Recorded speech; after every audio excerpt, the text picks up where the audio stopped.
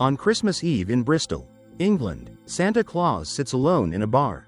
Bored with his job of delivering presents to children, he confides in another Santa sitting next to him that children these days only care about gifts, constantly asking for more. A few minutes before leaving the bar, he leaves a video game as a gift for the waiter's grandson. Curious how he knew she had a grandson, the waitress follows him to the rooftop. But before she can ask, she witnesses Santa Claus riding off in his sleigh pulled by reindeer and disappearing into the night. However, having drunk a little too much, Santa throws up on her. The story then shifts to Greenwich, Connecticut, where Jason Lightstone is reunited with his estranged wife, Linda, and their 7-year-old daughter, Trudy. Despite unresolved marital issues, Jason tries to give Trudy a memorable Christmas. Because his mother, Gertrude, is incredibly wealthy, the whole family came to her mansion to celebrate the holidays with Jason's sister Alva, her new boyfriend Morgan, an aspiring action movie star, and Bertrude, Alva's son who is a streamer. Throughout the gathering, Alva made sarcastic and disparaging remarks about Jason and his family. Jason didn't hesitate to retort whenever he got the chance. Gertrude, being the most influential person due to her wealth, always wanted everyone to obey and follow her commands. Alva's family tried everything to curry favor with Gertrude, hoping to receive a few $1,000,000 to spend. As they prepared for bed, Linda reproached Jason for not taking Trudy out for Christmas this year, and even seemed to have forgotten to prepare a gift. Jason pretended to tell his daughter to go to bed first while he went to get the gift. Actually, he had to go into the storage room to find something to give his daughter, which was an old walkie-talkie. Jason told his daughter that the walkie-talkie allowed her to talk to Santa Claus. But sometimes he was too busy to answer, only able to listen. As he and Linda left the room, they overheard Trudy speaking through the walkie-talkie as if she were actually talking to Santa Claus, expressing her only wish for Christmas Eve, that the family could go back to how things used to be. Hearing those words, Jason and Linda just looked at each other in silence, filled with regret for what they had done. Elsewhere, Santa Claus was having a particularly terrible Christmas. Drunk, he randomly delivered presents to houses. When he used magic to get to Gertrude's mansion, he couldn't resist the temptation and ate all the food and drank all the wine in the house, even relaxing on the family's massage chair. Meanwhile, the party staff at the mansion reveal their true identities as mercenaries, using Christmas-themed codenames. One of them, codenamed Gingerbread, unexpectedly knocks out the head of security. Their leader, Scrooge, then brutally kills the security guard at the main gate before storming the mansion. He orders his men to massacre all the staff inside and take the entire family hostage. The mansion's Wi-Fi is cut off, leaving Bertrude utterly desperate as her path to becoming a famous streamer seems incredibly difficult. Linda and Jason talk in their room. He says he has a plan to get the family back to how things used to be, free from Gertrude's control. At the same time, Santa Claus hears the commotion and tries to leave, but the Christmas magic fails. It is then that a soldier, known as Tinsel, discovers him and attacks Santa. The struggle between them caused the gun to accidentally fire, hitting the ceiling. This frightened the reindeer, who fled, leaving Santa Claus alone. The two sides then engaged in a fierce fight. Tinsel chained him by the neck with a string of decorative lights. Just when it seemed he had failed, Santa picked up an iron rod and stabbed him in his most sensitive spot. He recoiled and was flung out the window, landing on a sharp decorative rock and dying instantly. Santa Claus struggled to his feet, intending to flee, but saw that the soldiers had successfully taken control of the entire mansion. With his compassion, Santa couldn't stand idly by, especially since there was a child inside. He decided to return to the house. At this point, Scrooge's objective was revealed. He demanded that Gertrude hand over $300 million in cash stored in the mansion's vault. His plan was meticulously crafted, but the only variable was Santa Claus. He tried to call the police, but the line was cut. That's when Frosty entered. Santa took cover, searching his pocket for something to defend himself with. But the children only wished for video games, not guns. He decided to attack Frosty from behind, but the latter was too strong and counterattacked fiercely. Santa then came up with an idea. He stuffed billiard balls into his sock and used them as weapons. And it proved incredibly effective. The situation reversed, and Santa Claus pinned a star to Frosty's eye, then electrocuted him, causing his head to burst into flames. He took the walkie-talkie from Frosty, hoping to find help. It was at this moment that Trudy used the walkie-talkie to talk to Santa, begging him to help her family. They accidentally tuned into the same frequency. Trudy, always believing Santa Claus existed, was overjoyed, boasting about how well behaved she had been this year. Santa checked the list and confirmed her suspicions, The soldiers were all on the list of troublemakers. Santa tried to reassure Trudy that he would find a way to help. Meanwhile, Scrooge and his men discovered there was someone else in the mansion. They also saw him on the surveillance camera, heading towards the main gate to find the security guard, only to discover he had been shot dead. Scrooge tried to contact Frosty, only to learn that he was dead, and Santa decided to speak directly to the ringleader. He introduced himself and threatened them all with death. Scrooge then asked Gertrude who was playing Santa Claus. Of course, she didn't know either. In a fit of rage, he decided to torture each member of the family, starting with Jason by using a nutcracker to break his finger. Trudy screamed that Santa was coming to deal with them all. Noticing Scrooge seemed very upset at the mention of Santa, Jason tried to convince his daughter that he wasn't real to stop her from talking about it. Linda also chimed in, saying it was all just imagination. Hurt by these words, Trudy broke down, ran away, and hid in the attic. This allowed her to escape the robbers. Scrooge immediately ordered his henchmen to find Trudy.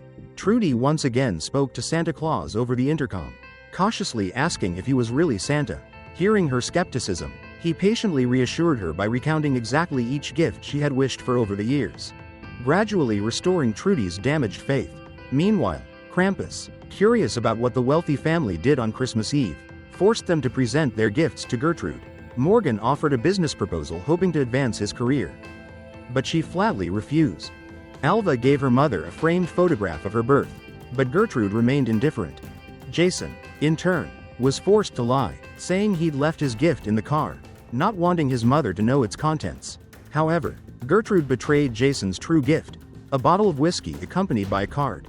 After reading the card's contents, Gertrude was surprised and said she would keep it a secret. Returning to Santa Claus, he revealed to Trudy that in the past, he had been Nicomund the Red, a bloodthirsty Viking warrior with a fearsome hammer, and that his marriage of over 1100 years to Claus had brought him peace. Trudy said that while waiting for Santa to rescue her, she would create some traps like in the movie, Home Alone, she had just seen. After bandaging his wounds, Santa began his plan. Santa sneaked into the mansion, slowly approaching Candy Cane from behind, but accidentally activated a toy that made a noise. Revealing his whereabouts, he quickly ran into a room but didn't have time to lock the door. Candy Cane alerted the others, and Scrooge and Gingerbread appeared. The ringleader threw a fire extinguisher at the door and fired it, creating a small explosion that sent Santa flying. They captured him and tied him to a chair. Trudy, hiding directly above that room, witnessed everything. When questioned about his identity, he insisted he was the real Santa, but Scrooge didn't believe him. He took the man's bag, and if he reached in, he could have pulled out a gift, but the man dismissed the idea and threw the bag into the fireplace. From a young age, Scrooge harbored a deep hatred for Christmas. When he was 11, his father lost his job, so that Christmas he couldn't celebrate as usual. Meanwhile, his neighbors were incredibly well off and even mocked Scrooge's family. So, he waited until late at night, sneaked into their house, and stole everything. Just as the owner woke up to go to the bathroom, he was startled and fell down the stairs, resulting in his death. All the blame fell on Scrooge, and he always said that Christmas had ruined his life. Suddenly, Santa Claus called Scrooge by his real name, Jimmy, surprising everyone. He also called Candy Cane and Gingerbread by their names, revealing the items they had wished for as children. Scrooge still couldn't believe it and was about to shoot him when suddenly it started snowing in the room. Gingerbread and Candy Cane were shaken by the idea that Santa Claus was real. However, it was Trudy who had used styrofoam to fill the vents and create snow. By the time Scrooge realized this, Santa had already escaped his restraints and used magic to get away through the chimney. Just then, Gertrude's secret rescue team, led by Commander Thorpe, arrived at the mansion. Gertrude heard them and started yelling at Krampus, but he knocked the boy unconscious with a punch. Unable to bear it any longer, Morgan got up, knocked Krampus down, and recklessly jumped out the window to escape. However, when he met the rescue team outside, he was executed on Thorpe's orders. Thorpe and Scrooge had conspired to share the $300 million. Scrooge spoke with Thorpe and warned him about Santa, who was very worried because his list of misdeeds was growing longer. Not long after, the assassins spotted Santa Claus on the roof and opened fire on him. Under heavy gunfire, he was forced to retreat into a shed, where Trudy encouraged him to eliminate them all. Coincidentally, he found a sledgehammer nearby and decided to use it to mercilessly slaughter the soldiers. With his Viking blood and recently upgraded VIP status, he dealt with them all efficiently.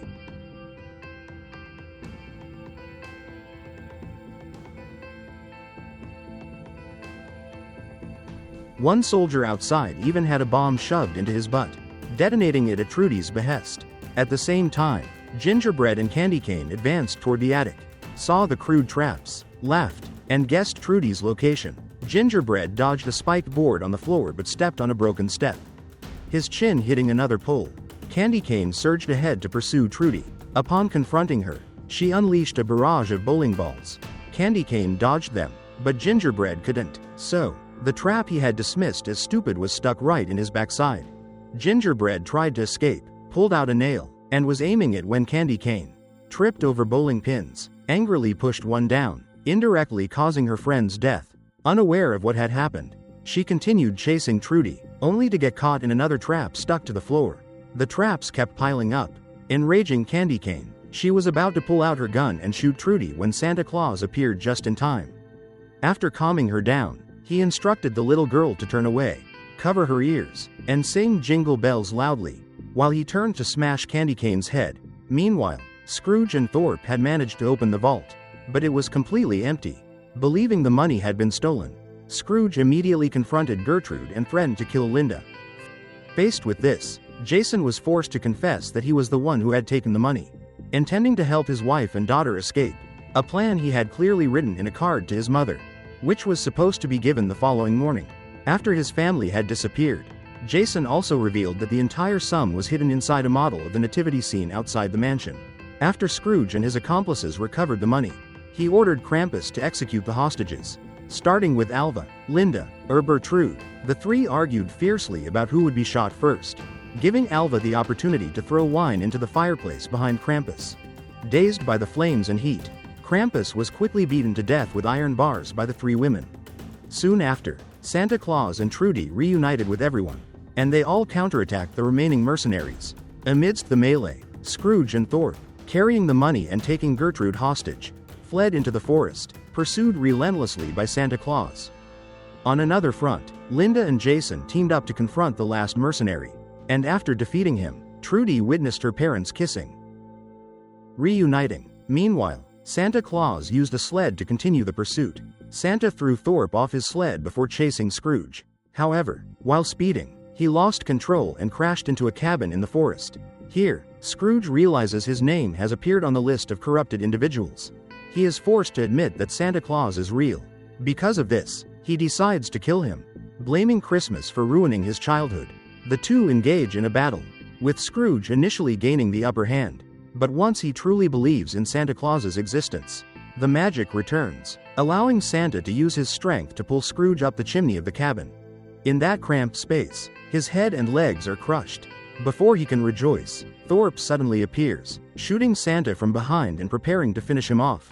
Just in time, Gertrude arrives, picks up the gun, and shoots Thorpe dead. Soon after, the entire family rushes to help Santa.